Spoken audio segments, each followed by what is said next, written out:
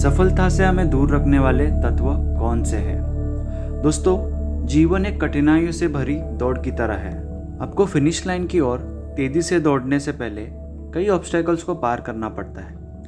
मुझे लगता है कि शुरुआत में यह जानना महत्वपूर्ण है कि वे कौन सी हैबिट्स और क्वालिटीज़ है जो हमें सफलता से दूर रखते हैं, ताकि हम उन्हें दूर कर सकें और नई आदतों को अपनाने के लिए तैयार हो सकें। सफलता की राह में 4 बड़ी रुकावटें। पहला, अस्पष्ट दिशा या अनक्लियर डायरेक्शन। मैं किस दिशा में जा रहा हूँ, यह सबसे बड़ा सवाल है जो एम्बिशियस लोगों के सामने आता है। हर किसी को यह पता नहीं होता कि वे खुद को 5 साल, 2 साल या तक कि 6 महीने बाद कहाँ देखना चाहते हैं। मुझे कौन सा क्षेत्र चुनना चाहिए, कौन सा करियर ऑप्शन मेरे लिए सबसे बेहतर होगा, यह मुझे कहाँ ले जाएगा।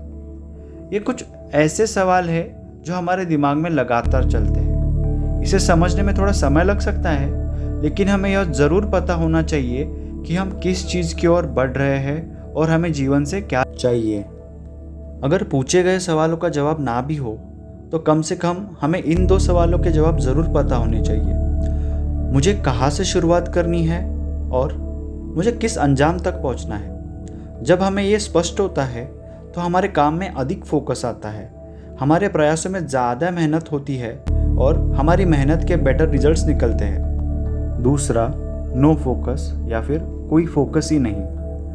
अक्सर हमें यह पता होता है कि हमें क्या चाहिए, लेकिन हम अपनी मेहनत को सही तरीके से फोकस नहीं कर पाते। हम ये भी भूल जाते हैं कि दिन ख़त्म होने पर थोड़ा रुक कर सोचे कि आज जो किया उसमें से कितना मुझे मेरे गोल के करीब ले जाएगा, और यकीन मानिए आपको इसका जवाब शायद अच्छा ना मिले। समस्या ये है कि हमारी ज़िंदगी इतनी बिजी हो गई है कि रोज़मर्रा के काम और स्ट्रेस में इतना उलझ गए हैं कि हमें पता ही नहीं चलता कि टाइम कब और कैसे निकल जाता है। बाद में हमें ये एहसास होता है कि जो समय हमने अपने गोल्स को हासिल करने के लिए रखा था वो भी बस ऐसे ही निकल गया। कई लोग एक बिजी डे के बाद खुश होते हैं, लेकिन खुद से सबसे ज़रूरी सवाल नहीं पूछते कि हम आखिर किस चीज़ में बिजी थे। इससे बेहतर है कि हम दिन में एक ऐसा काम करें जो हमारी गोल की दिशा में हो, बजाय इसके कि हम 10 ऐसे काम करें जो हमारे दिन को भर दे, लेकिन हमारे गोल से उसका कोई ताल्लुक ही ना हो।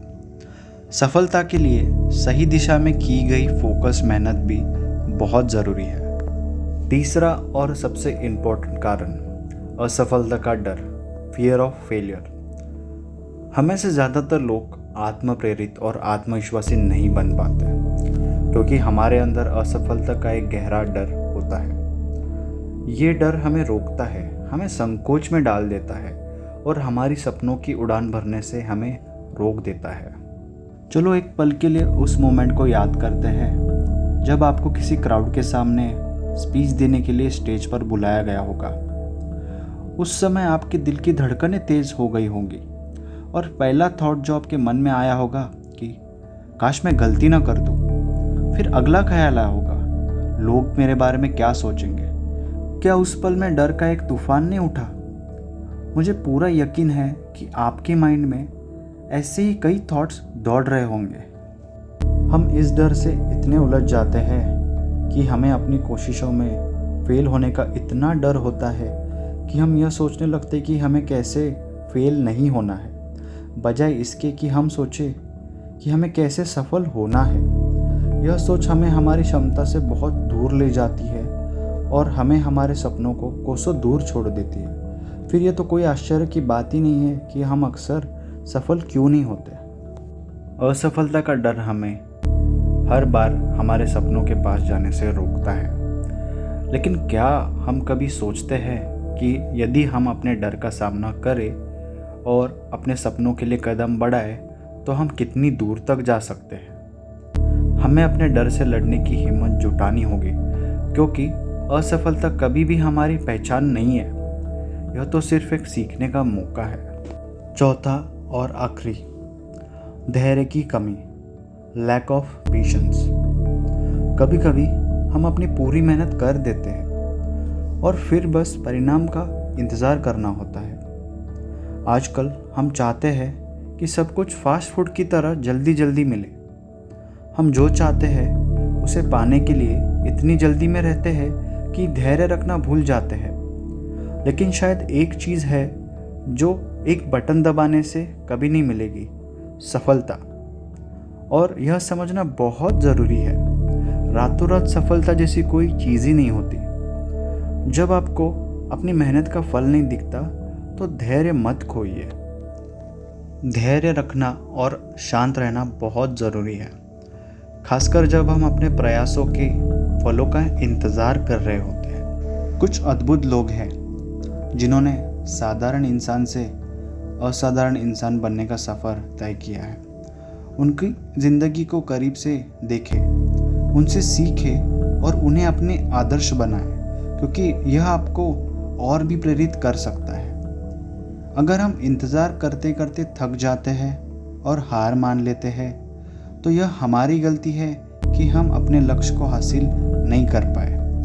अगर हम जल्दी ही धैर्य खो देते हैं तो हम हमेशा सफलता से बस कुछ कदम दूर रह जाएंगे, और इससे भी बुरा, हमें इसका कभी पता नहीं चलेगा कि हम अपने लक्ष्य से कितने करीब थे। शुरुआत करने का सबसे अच्छा तरीका क्या है? शुरुआत करने का सबसे अच्छा तरीका यही है कि बात करना बंद करो और काम करना शुरू करो।